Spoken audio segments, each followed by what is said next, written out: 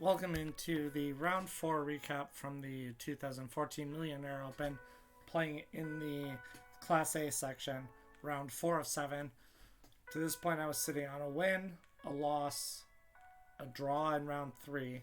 So was looking to get back on track here in this game. Me and my opponent were about the same level. And this would have been the second game I played in the day, so was already tired. I had the white pieces. I played e4, my opponent played c5, and I played knight c3. So 2014, in the time frame around that, I was big into playing Grand Prix attacks with the white pieces. That's what I like to do. So my opponent played g6, a natural move. He wants to play bishop g7, take control of this long diagonal. And he is going to castle on that side of the board. And I'm going to look to build up some sort of attack. I played pawn to f4, which signifies that I'm going to play the Grand Prix attack. And the idea basically by the Grand Prix attack is that you're just going to build up a very powerful position after knight f3, and you'll play bishop c4, bishop b5, depending on your preference. You'll castle, and then you'll just attack him on the king's side. It's very double-edged, opening it, and very underappreciated at times. Knight f3, bishop g7, and bishop b5. Now black needs to come up with some way of dealing with this check. So he has multiple options. Bishop d7, knight c6, and knight d7 are all the top 3 moves. One thing to point out is that after knight c6, this has a lot of similarities between the bird's opening when I start out my games with f4, and I do like to play b takes c6, b takes c6, and d3, and play in more of a positional matter against these queenside pawns. That's definitely a strength of mine. So knight c6, I probably would go along those lines, but my opponent played bishop d7, and you can take or you can just drop back. I opted to drop back, basically saying, okay, now you put your bishop on a bad square. I got you to put your bishop on a bad square, and now I'm going to target the f7 square. Natural move. My opponent played e6, blocking my bishop. One of the downsides with this move, though, is when you have the g6, e6 structure, is that f5 can be very, very strong. Just putting pressure on both of these pawns in black's position. I castled. My opponent played a6, so he wants to play b5, maybe kick my bishop around. a4, just adding another defender over this b5 square. Knight c6, and pawn to d3. And what I want to play now is queen e1 and queen h4 in some lines. My opponent's going to go knight f6, and I want to go queen e1, queen h4, probably play f5, offer that pawn, and then play bishop h6. One of the things you want to avoid, though, when you're playing this attacking position for white, is that you do not commit yourself to the idea of queen e1 and queen h4 until your opponent has actually castled on the king side. Because there are moments where your opponent will play moves like queen c7 and castle queenside, and then when your queen is sitting here over on h4, it's not really clear what she's doing. Knight ge7 and queen e1. And now, once he's castled on the king side, we follow through with our plan of playing queen. We can play queen h4 first or f5. f5 is very interesting to play first. The idea is that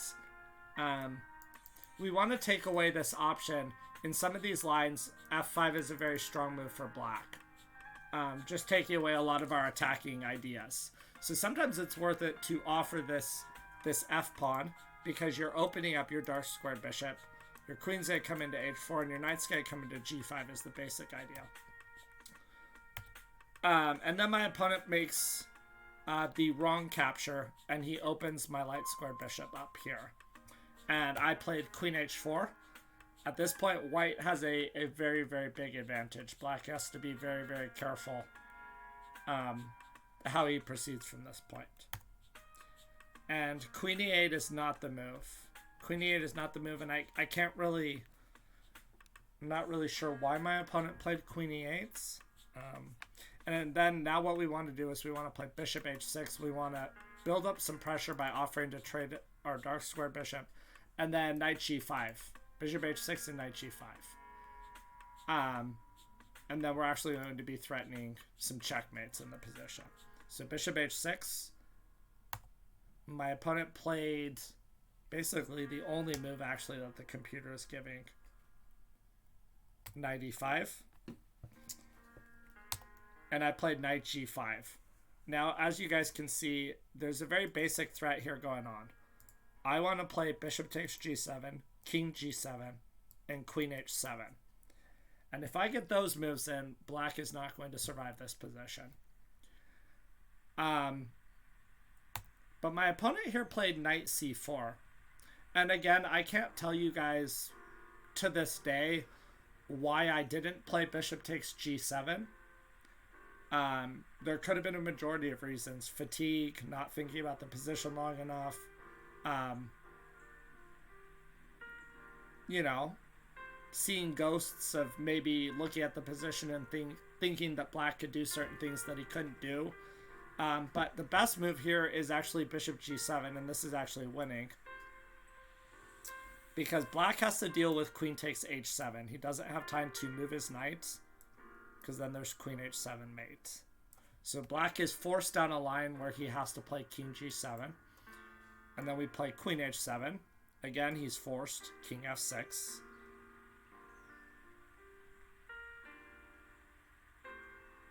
And then there's a majority of different moves that win here, actually. This position is just so dominating.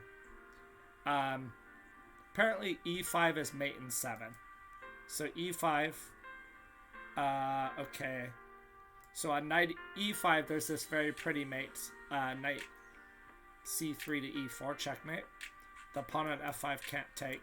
It's a very, very nice pattern to remember.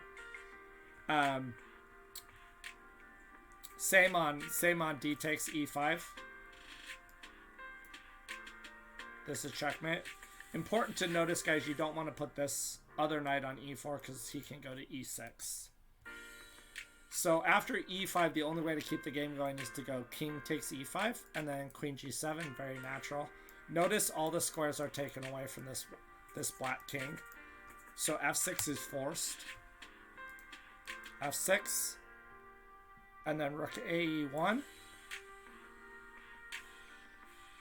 And on king d4, there's going to be another gorgeous mate. I thought knight f3 is mate. Is knight f3 mate? Knight f3 is mate. Rook f4 is also mate. Very nice. So black has to jettison pieces. Knight e3, and it's even stronger to not take this knight and just go knight f3.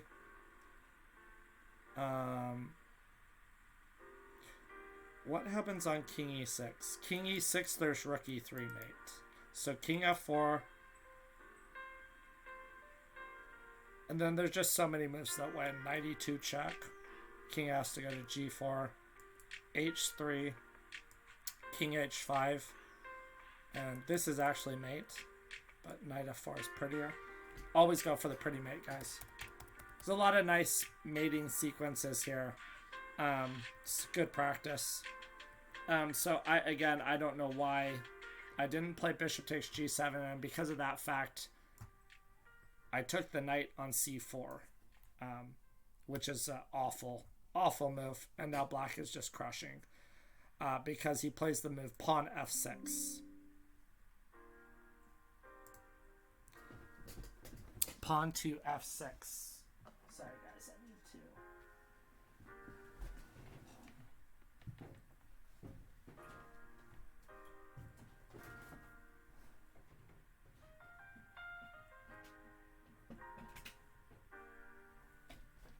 plug in my cord. Make sure it's charging here.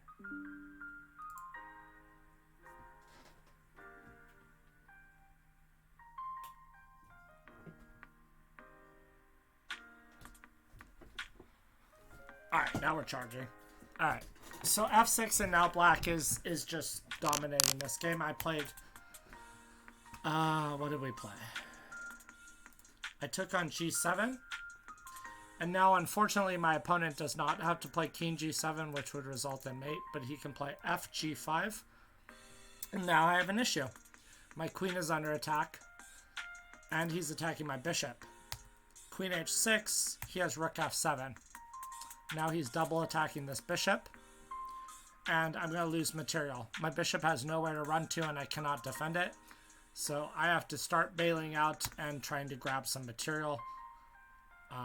Rook g7, e d6. So again, at this point, I'm just completely losing. I'm just trying to grab stuff. So now I have at least a couple pawns for the piece, but it's a losing position. Queen e5, rook d1. Idea, we want to keep our d6 pawn because that might be useful at a later point. And then we want to play rook fe1. Possibilities of trapping the queen there if he's not careful. Rook f8 and knight d5. Queen takes b2 and c3. I'm just trying to cut off his queen from defending the rook. Again, sometimes, guys, when you're losing in a losing situation, you just have to do whatever you can to try to create chaos or give your opponent a chance to blunder. If you're going to play the game out. Obviously, I could have resigned. I decided not to. Queen e2, rook fe1, queen takes c4, and rook e7. Just looking for more opportunities to create some chaos. Hoping that after knight e7 there would be de7. And maybe I have compensation. And my opponent has opportunities to lose this. But he doesn't have to take. So he goes queen g4, and now he's attacking my queen, which is undefended, and my rook. I played rook. Oh, I played queen d2, I guess. And he went f4, rook f1, f3, rook f2, and he took on g2. And now after this move, my opponent has actually officially let me back in the game, believe it or not. Because I played... rook takes g7, which is not the best move. Rook f8 forces king f8. King f8 is there queen f2? No, knight f6. Knight f6, very strong, hitting the queen. And now we're threatening knight d7. Yep, that would be the way to get back in the game. And now apparently... If black moves his queen, apparently this is going to be a losing position. He has to find knight e5. He has to find knight e5. What happens if I take on g4? There's knight f3, king takes g2, and knight d2. And remember, he is up material, so all of that's going to resort in us losing the game. Knight e5, our best move is actually queen d5. And white has enough to get a draw. Apparently, knight f3 we just take. And go knight... do we go knight d7? Knight d7, king g8. Ooh, this is all forced. Check. King f7. And don't go knight e5. Because he just has king takes rook and he's winning that position. But just go rook e7. That's a very nice save. That would have been a very nice save. But I took on g7, which is wrong. I'm sure I considered rook f8. I probably just missed something in there. I played rook g7. And I thought I had rook f8, king f8, and queen h6. King f7. Take on h7. King e6. And then I played queen d7. And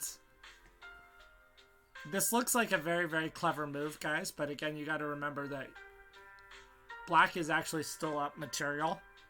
So this was really hard decision to make because not having my queen on the board is going to mean I have less counterplay. in a position that I'm losing. But I decided I have to go for this. And yes, black is actually winning this with proper play, because he's just going to be able to create some sort of queenside pass pawn. And then I'm going to have to give up my knight for it, and I'm going to lose the game. But it still seemed like the best course of action. Obviously, we have to take on b5 to try to slow his advance. Take on g2. b4, very natural. Now we're dealing with this outside pass pawn. So I tried to get tricky and get my knight over to stop it. And then I shuffled my king a little bit. And then apparently king f5, he's still better, but now he's no longer winning. Interesting. Knight b2, knight e5, king g3. Now he tries to get he tries to offer a knight exchange. Obviously, if we exchange knights, then he just got queen the pawn. So we can't allow that. The only hope is that somehow we can sacrifice this knight for this pawn and go king g4, king g5 fast enough to take the g6 pawn and get a draw. That's what we're hoping right now.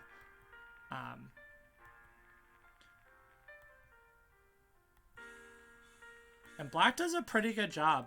He does a pretty good job. He doesn't play all the best moves and stuff, but and then I think I was trying to get this pawn to the h file so that I can maybe have king h4 and ideas of taking. But he just takes, and he's actually winning. So he has to defend it. If he doesn't defend it, then it's a draw when I take it. So again, White's just living on a prayer here, hoping that black blunders. You know, knights are tricky. Knights are tricky. He could walk into a fork where he loses the b2 pawn, and then it's a draw. At this point, though, black is just dominating. He's pushing his pawn forward. And then, lo and behold, guys, when I was finally starting to lose hope, my opponent played king e3, to which I instantly played knight d1, and it is now a draw. Very, very back and forth game. A game that can only be described as the swindle of the century for me. Probably one of the top 5 games I've ever swindled in my life in a tournament scenario. And it came against a strong opponent, which makes it even less likely. But now we're going to take on b2, and now the game is a draw. Couple just takeaways from this game. Obviously, what was the crucial moment for me? A draw was obviously a lucky result at the end, but the idea I should have been more on here is, why did I not take on g7? It's pretty obvious. I don't know. Maybe I didn't take time and think about it, or who knows what the reasons were, but that was my only real winning opportunity. After I took d takes c4, I'm actually just losing for most of the game. Anyway, remember this idea of playing for the kingside attack in the Grand Prix.